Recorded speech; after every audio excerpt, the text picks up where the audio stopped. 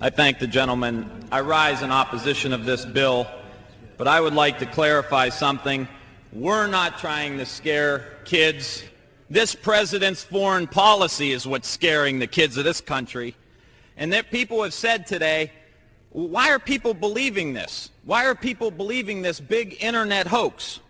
Well, it's the same people that told us Saddam Hussein had something to do with 9/11.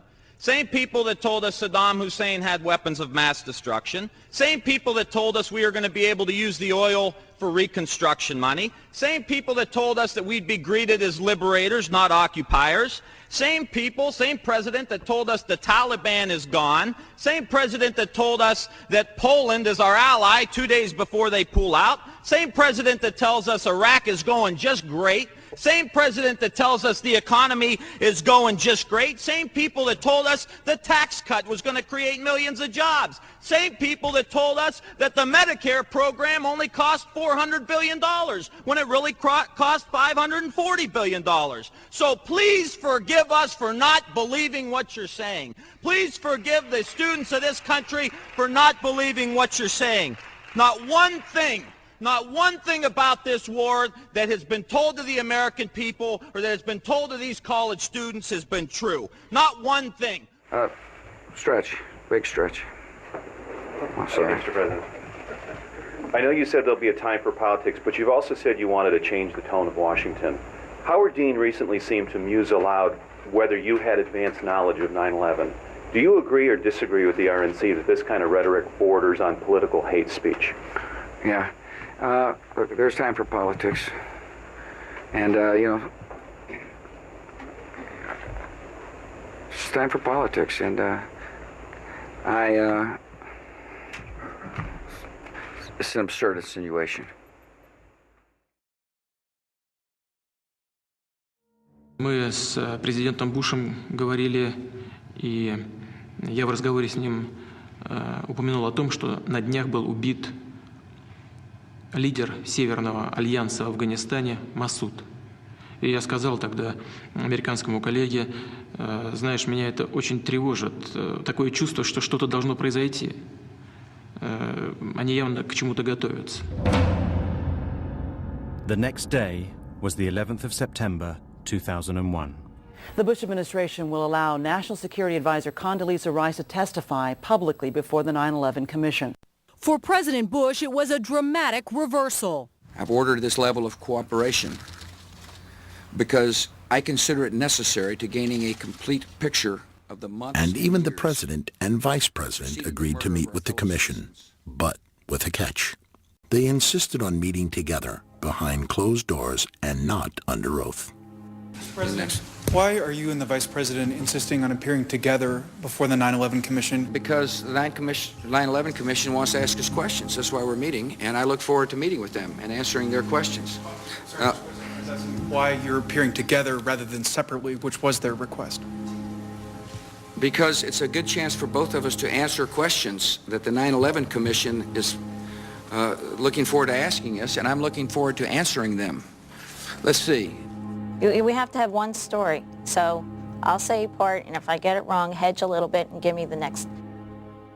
I want to thank the chairman and vice chairman for giving us a chance to share views on different subjects.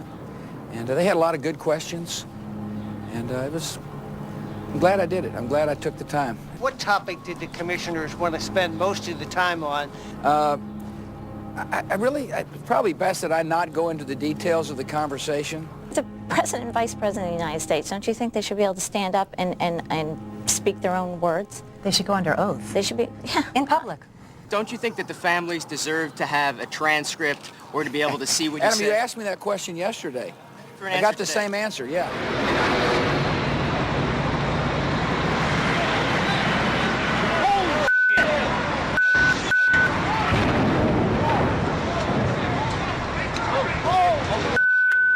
Now, this video clip that we've just examined came again from the Naudet brothers documentary that was being filmed in the streets of New York City on the morning of September 11th.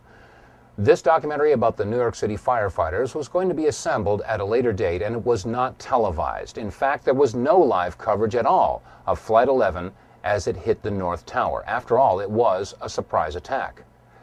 So if there was no live television coverage of the first plane hitting the first tower, how do we explain the following comment from George Walker Bush? What was the first thing that went through your head when you heard that a plane crashed into the first? Well, I was sitting in a schoolhouse in Florida. I'd gone down to tell my little brother what to do, and you can go ahead and sit down. Just kidding, Jeb. And it's the mother in me. Anyway, I was sitting there, and my chief of staff, well, first of all, when we walked in the classroom, I had seen this plane fly into the first building. There was a TV set on, and you know, I thought it was pilot error. Tonight, a new account of the government's response to September 11th points to a picture of ineptitude, confusion, and perhaps deception. A top Democrat and Republican suggest Americans still don't know the full truth about that day. We'll have that special report. Also tonight, we're 1 month away from the 5th anniversary of September 11th. A shocking new book by the 9/11 Commission co-chairman Thomas Kean and Lee Hamilton says Americans still don't know the whole truth about their government's initial response to those terrorist attacks that day. Christine Romans has the report. 2 hours of chaos and confusion on September 11th, and months of government ineptitude and incorrect testimony. A new book by 9/11 Commission co-chairman Tom Kean and Lee Hamilton outlines repeated misstatements by the Pentagon and Federal Aviation Administration. They write, fog of war could explain why some people were confused on the day of 9/11, but it could not explain why all of the after-action reports, accident investigations, and public testimony by FAA and NORAD officials advanced an account of 9/11 that was untrue. Untrue, the military's original timeline of United Flight 93. The military said FAA notified NORAD of a hijacked plane at 9:16 a.m., 47 minutes before the plane crashed in Pennsylvania. In fact, the military found out 3 minutes after the plane crashed. And equally untrue, the government's timeline for American Flight 77 and details about fighter jets scrambled to intercept it. The book also alleges government officials weren't forthcoming with the investigation, and it took interviews and subpoenas to shake loose valuable information. A Pentagon audit declassified last year found DOD did not accurately report to the 9/11 Commission on the response to the September 11th, 2001 hijackings. Pentagon investigators blamed, quote, insufficient forensic capabilities, and worse, admits, quote, DOD might not be able to sufficiently capture and report on actions taken in response to a future significant air event. Still, so far, government investigators stop short of calling all these inaccuracies lies. Investigations are underway by the Inspectors General of the Pentagon and the Department of Transportation to find out just why the FAA and NORAD didn't tell the truth.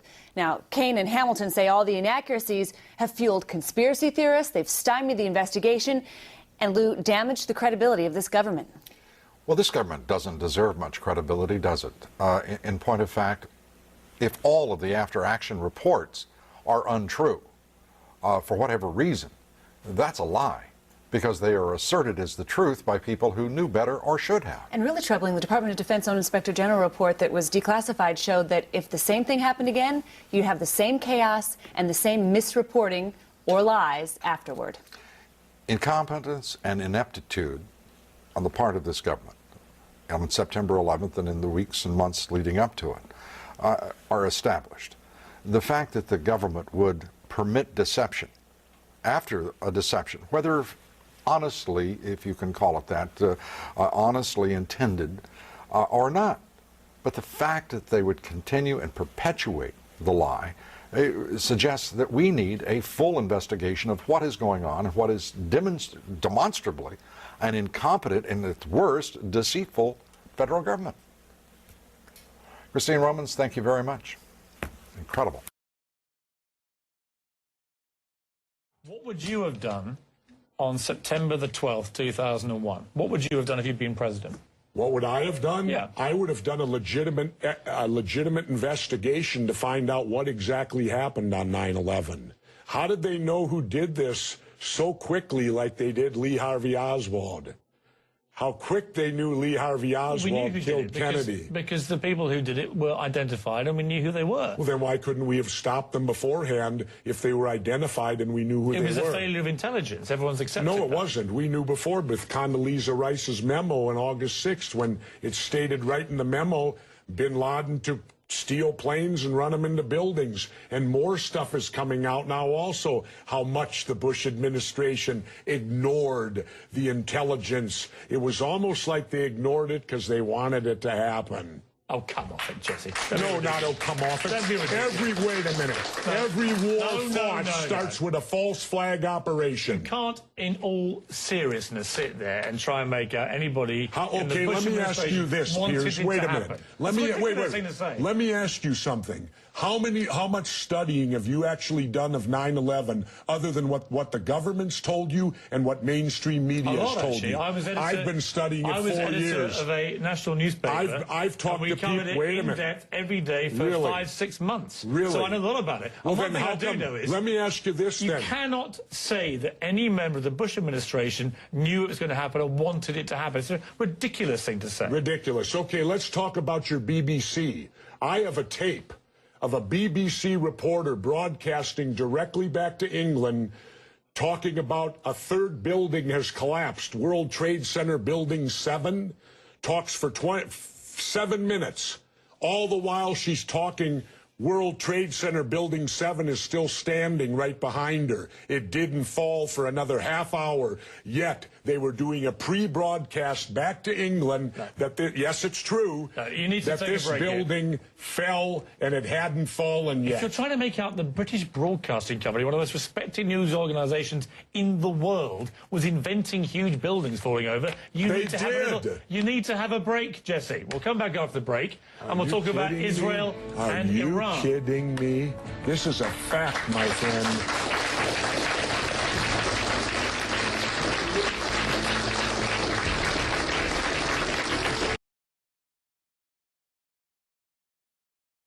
We've got some news just coming in, actually, that the Salomon Brothers building in New York, right in the heart of Manhattan, has also collapsed. Now, more on the latest building collapse in New York. You might have heard a few moments ago I was talking about the Salomon Brothers building collapsing, and indeed it has. Apparently that's only a few hundred yards away from where the World Trade Center towers were. And it seems that this was not a result of a new attack. It was because the building had been weakened during this morning's attacks. We'll probably find out more now about that from our correspondent, Jane Stanley. Presumably there were very few people in the Salomon building when it collapsed. I mean, there were, I suppose, fears of possible further collapses around the area.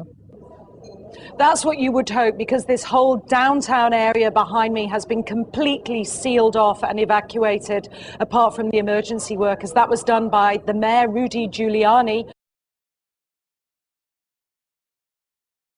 We are getting information now that one of the other buildings, Building 7, in the World Trade Center complex, is on fire and has either collapsed or is collapsing. That building right there, the brown building, the tall one, is number 7 World Trade Center. I've heard several reports from several different officers now that that is the building that is going to go down next. In fact, one officer told me they're just waiting for that to come down at this point. Keep your eye on that building as we coming down. Building is about to blow up. Moving back. All right, guys. Sorry. We are looking back. There's a building about to blow up. On flame. Debris coming down. Just in the live and at large, it's the one 9/11 mystery that endures. World Trade Center Building number 7. You hear that? Keep your eye on that building as we coming down soon. They were not sure they were going to be able to contain the fire. And I said, you know, we've had such terrible loss of life. Maybe the smartest thing to do is pull it. And they made that decision to pull. And then we watched the building collapse. And so the first one was likely an accident, the second one was an attack, and the third was a declaration of war. The publication of the Bush memoir fills in some of what we did not know about 9/11. But no official accounts so far addresses the issue now being raised in an extraordinary ad campaign. I lost my son, my nephew, my uncle, my son on September 11th, 2001. Most people don't know that a third tower fell on September 11th. World Trade Center 7, a 47-story skyscraper, was not hit by a plane. Although the official explanation is that fire brought down Building 7. Over 1,200 architects and engineers have looked into the evidence and believe there is more to the story. Up until now, only those considered nut jobs question the official conclusion that office fires caused by the nearby catastrophe of the towers collapsing brought down building number 7. But I do believe that it is the first time in history that fire has ever melted steel.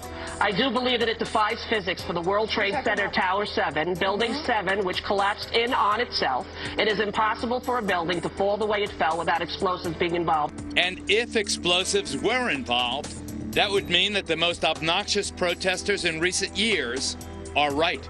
If you hear the shouting, it's a group of demonstrators who've come. 9/11 was an inside job. Oh, get a life. Get a life. 9/11 was an inside job. Welcome to the show, everybody. I'm Geraldo Rivera, and that noisy demonstration was more than 2 years ago. But the folks behind that TV ad you saw earlier are not so easy to dismiss as those demonstrators were.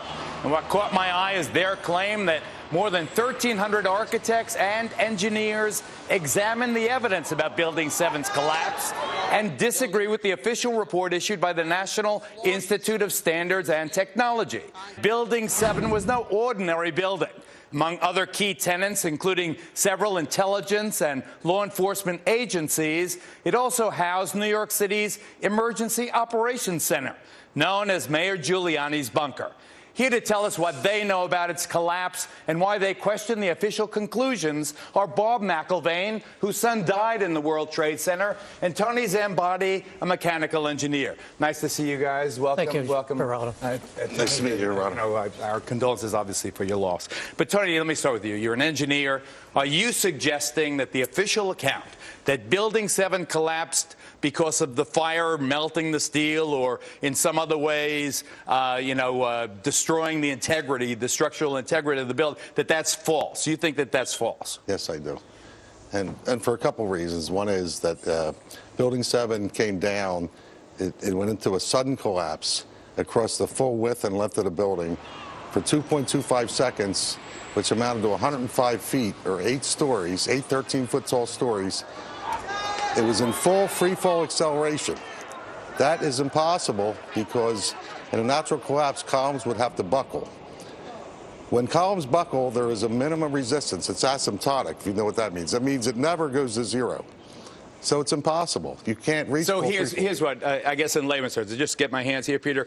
So what he's saying is that the top floor collapses, hits the next floor, hits the next floor, hits the next floor. So it's bang, bang, bang, bang. The weight of the upper floors. It would slow down. What I'm trying to say is it was in full free fall acceleration. All of its potential energy was being converted to motion. Instead of what I just described, the thing just collapsed like a pancake. It just came down. And so what are you suggesting brought it down, Tony? I'm suggesting there was some form of demolition devices in that building for 8 stories or more.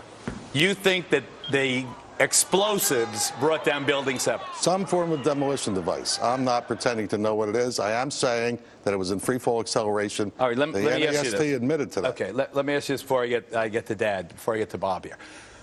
We've all seen old, obsolete buildings in public housing in other places outlive their usefulness, being demolished by the professionals who can actually collapse a building right in its own footprint. That's what it looks like happened to Building 7. Do you believe that's what happened? Yes, I do believe that's what happened. And why do you think they're lying about it?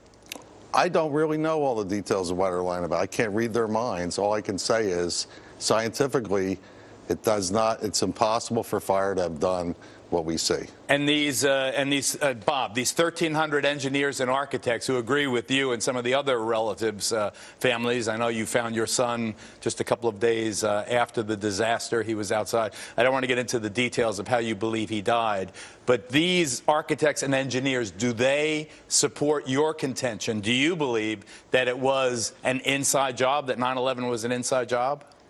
All right, Geraldo, I believe it was an inside job, okay? You believe our government? Right, look, please. But the thing is, we don't have enough time to get into the reasons of that. We set up this Building What campaign. We saw the Building What. Org. BuildingWhat.org. The reason we have that is website. because Judge Lehner, when we had a petition to have a new investigation in New York City about Building 7.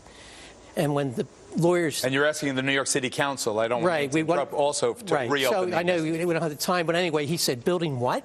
Because no one has any idea about Building 7.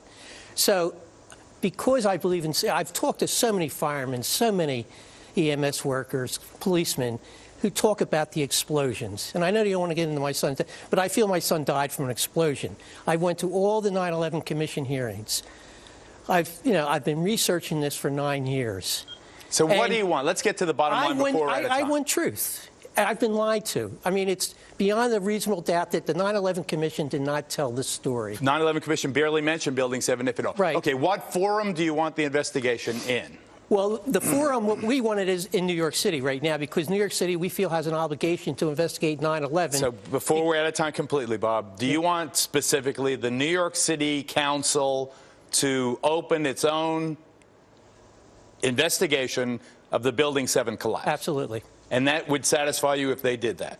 Well, I'm not done. I'm still a parent. I'm a parent who has an obligation to find out why my son was murdered. As far as this show and New York City, I want the investigation. That will not be sufficient enough. Your wound. I get it. And I'm going beyond that. But it's the beginning. Of course it's the beginning, but that's why I support this Building What campaign. Bob McIlvaine, we thank you. Tony Zambati, thank you very much. It is an intriguing topic. I certainly am much more open-minded about it than I was, and it is because of the involvement of the 9/11 families and all these engineers and architects.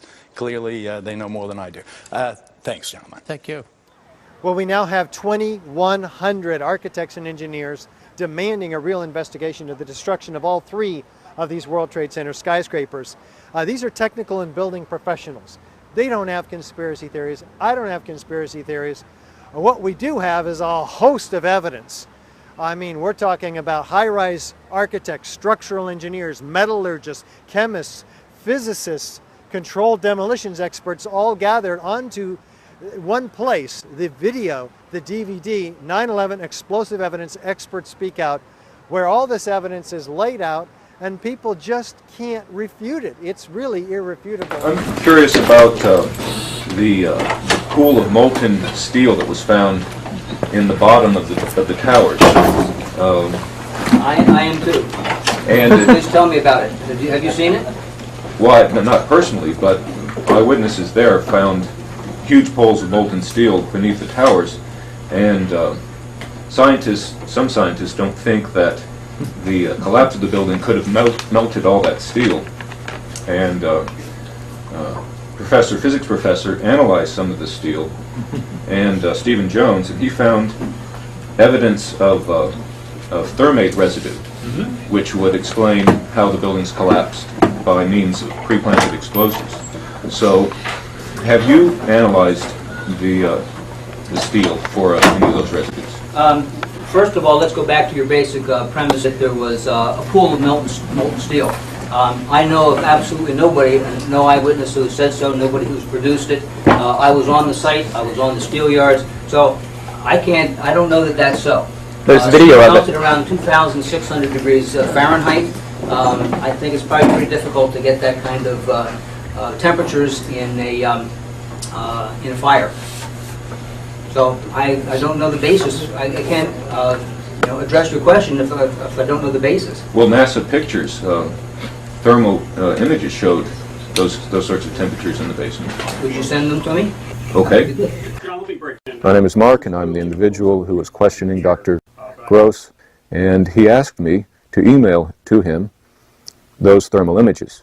When I approached him after his talk to get his email address for that purpose, he refused to provide it to me. I think this is important because it reveals the attitude of the NIST investigators, which is one of willful ignorance of what really happened on 9/11. Get down below and you'd see molten steel running down the channel rails. Like you're in a foundry. Yeah, like lava. Like lava from a volcano. This 8-ton steel I-beam is 6 inches thick. it was selected to be preserved for future generations for the near-perfect horseshoe-like bend formed during the collapse. I found it hard to believe that it actually bent because of the size of it and how there's no cracks in the iron. It bent without almost a single crack in it. It takes thousands of degrees to bend steel like this. You see how this debris is still smoking? That's from the fires that are still burning. 8 weeks later, we still got fires burning. Every now and then, one of the pieces of equipment will dig in, they'll open up a small area, the oxygen will rush in, and you'll get this plume of brown, black smoke coming up. That's because that fire just got more oxygen. So, I mean, these things are burning. At one point, I think they were about 2,800 degrees. Underground, it was still so hot that molten metal dripped down the sides of a wall from Building 6. There were fires of 2,000 degrees Fahrenheit below the ground. At any point during this day, were you just, in a very base way, afraid? There were many times, Miles, that you were afraid. You were worried, especially when I was standing in front of the Pentagon that night, seeing one of our fortresses pried open by a missile airplane. Actually, it was Bob Franken with an eyewitness who said it appeared that that Boeing 757, the American Airlines jet, landed short of the Pentagon. Can you give us any better idea of how much of the plane actually impacted the building? You know, it might have appeared that way, but from my close-up inspection, there's no evidence of a plane having crashed anywhere near the Pentagon. The only site is the actual site of the building that's crashed in, and as I said, the only pieces left that you can see are small enough that you could pick up in your hand. There are no large tail sections, wing sections, a fuselage, nothing like that anywhere around, which would indicate that the entire plane crashed into the side of the Pentagon and then caused the side to collapse. Now, even though if you look at the pictures of the Pentagon, you see that the floors have all collapsed, that didn't happen immediately. It wasn't until almost about 45 minutes later that the structure was weakened.